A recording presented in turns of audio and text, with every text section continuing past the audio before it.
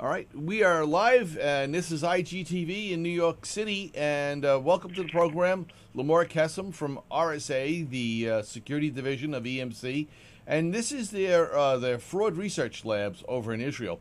Limor, good morning, and welcome to the program once again, and let's learn about APTs. Yeah. Joe, I just wanted to say I can hardly hear you. Are you hearing me clearly? Yeah, I've got you fine. Okay, so that's fine. Perfect. So as you were saying, I'm going to go a little bit into the subject of APT, which is something I'm sure you hear a lot. I know I hear it all the time, and some sort of a new buzzword that has started since last year, and it's not going away. So I'm going to take a couple minutes here to dispel some of the hype about APTs and also explain what can and cannot be done to counteract this type of attack. So I'm going to begin with the definition of APT. What is the definition? I'll take the U.S. National Institute of Standards and Technology's words. Just very quickly, it's an adversary that possesses sophisticated levels of expertise and significant resources which allow it to create opportunities to achieve its objectives by using multiple attack vectors. So it could be cyber, physical, and deception, which is social engineering, to establish a foothold within information technology infrastructures. So we know that, and a lot of times people mistake APTs for malware or for some sort of a tool that's being used against an organization, but really an advanced persistent threat is a person or a group who's made it their goal to compromise the infrastructure of some sort of an organization that they are targeting. Of course, this is not new at all to government bodies and to military, they've been experiencing this sort of threat for years now. And APTs became mainstream mostly last year when we were seeing a lot of organizations getting hacked and RSA having taken a breach as well, which is a very unfortunate event that happened, and we have become a part of the headlines alongside other very big organizations as well. So typically APTs are highly targeted attacks. They're thoroughly researched, they're amply funded, and they're tailored to a particular organization. That means that they're using different vectors as well, and low and slow techniques to evade the detection of the organization that they're going after. It could take even a year for an attacker using this technique to get into an organization and achieve the goals that they've set for themselves, and they're always goals set up front of the sort of information they want to steal and the sort of intellectual property they're after. Unfortunately, that being a priceless something they're going to end up getting. This is not something you could put a price on, like, say, malware trying to steal a few $100s or something that could be monetized very quickly. This is something that once they get to, you cannot know the damage. And of course, APTs are used still for cyber espionage on armies, and have been mentioned over and over again when it has to do with China and the United States, with cyber warfare as well. So far, do you have any questions, Joe? No, not so far, but I'm following along. This is very intriguing. Okay, great. So as I was saying, an APT is not a what, but rather a who. And a lot of organizations are saying, well, what do we do? What do we do to confront this thing? What does it want? How can we tell? How can we get protection? What do we need to install or put in place in order to counteract such an attack? And a lot of people ask me all the time, is my antivirus a good thing? Is it still useful? Is it? No, it's as basic a question as that. And first and foremost, I think that every organization needs to understand that no entity is impenetrable. Everybody can be hacked, and we've seen that. Organizations that are very large and have ample infrastructure and have good security and have good staff doing the security for them have been hacked, and we know that once there is an adversary who decided that they're going to try to breach the systems, they may eventually succeed. So confronting APTs does require giving up the idea that it is not possible or that somebody can protect everything they own. It's not an option. So organizations have to start understanding we could be compromised, What do we do if and when we are compromised? What will the attacker be able to reach before we stop him once he's already in? And this is what should be focused on with regards to this sort of attack.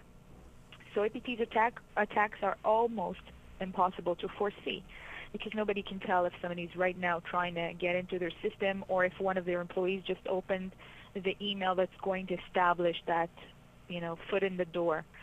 The APT is a stealthy adversary. They keep wiping their traces, and they're very slow inside the system. They're not trying to make any sudden moves that may be detected by the network administrators and whoever's monitoring traffic and what's going on in the system.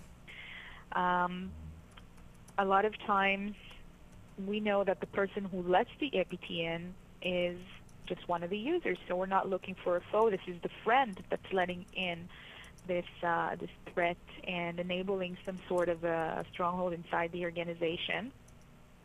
So what can be done, actually, is for organization to begin obtaining advanced threat intelligence.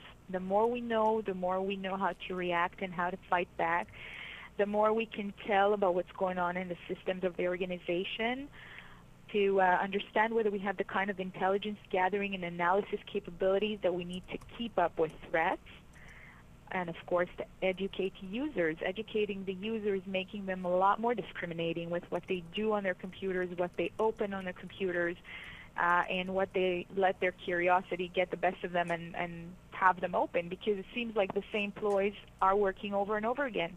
If somebody gets some sort of an Excel file that says salaries, they just can't help it. So, educating them and telling them this is how they're going to try to get to you. They're going to try to tempt you with something you'd probably really want to know. And if this email is unsolicited to you, just resist and know that you could be putting the whole company in jeopardy. So in terms of research into how to work around APT attacks, there's not going to be one tool or one antivirus or one anything whatsoever that could stop an APT, because each attacker chooses a different set of steps, a different set of malware, everything that he's planning to do and vulnerabilities he's going to go after, depending on the system he's trying to breach and depending on the sort of damages that are planned. So is it only theft, or is it a critical infrastructure that they want to disrupt? It really depends on what's being used by the organization. So the research into how to counteract these things is more conducted in terms of creating industry-specific algorithms that will set off the alarm on a preset set of system events. So I'll give you an example, Joe. For example, say you have the train system. All these trains going everywhere. There are algorithms which calculate everything that happens, so it happens in the perfect manner for all the trains to get to where they're going properly and on time, etc. Or there are different algorithms that schedule jobs for huge industrial projects. So what they're going to do is get this sort of algorithm to sit inside of a system and define for it certain steps that if there is a succession of this sort, it should set off the alarm and be able to say, okay, there's a risk here that we're in the midst of an attack. And the system administrators can then look into what's going on in the system. And if there is an intruder, they can stop them in their tracks, take some things offline, and make their system unavailable. And let's say if there's source code or there's company secrets or things that the specific user should not be able to get to, and they're seeing something a little fishy happening in their system, they're going to be able to just shut it off and then at least protect themselves to the point that the attacker managed to get to. So this is so far what I had to say about this. If you have any questions, I'd be glad to reply. No, I'm actually interested in what you had to say, because I think myself and others, quite frankly, are interested in RSA's perspective. Considering that you guys were a victim in this area. So and that's why I stayed particularly quiet today, and I also let this run. All right, because I think there are a lot of people out in the industry that they really want to know that RSA, kind of learned a lesson, and that RSA understands what happened, why it happened, And I think it's very important that RSA get out in front and talk about APTs. Absolutely, yes. You And know, yes, of course, to educate everybody. Yeah. Yeah. Of course, yeah. RSA has investigated and has looked into everything and have gained knowledge into everything that was happening and has taken it where it had to take it in terms of law enforcement, etc. Yeah. So, Well, everybody like knows I was what. saying, nobody Yeah. is impenetrable. Everybody can be hacked, and we know that even military gets hacked, and they are most on guard with these things. And yet, it's just when you have an adversary that's using military-grade attacks, things can happen.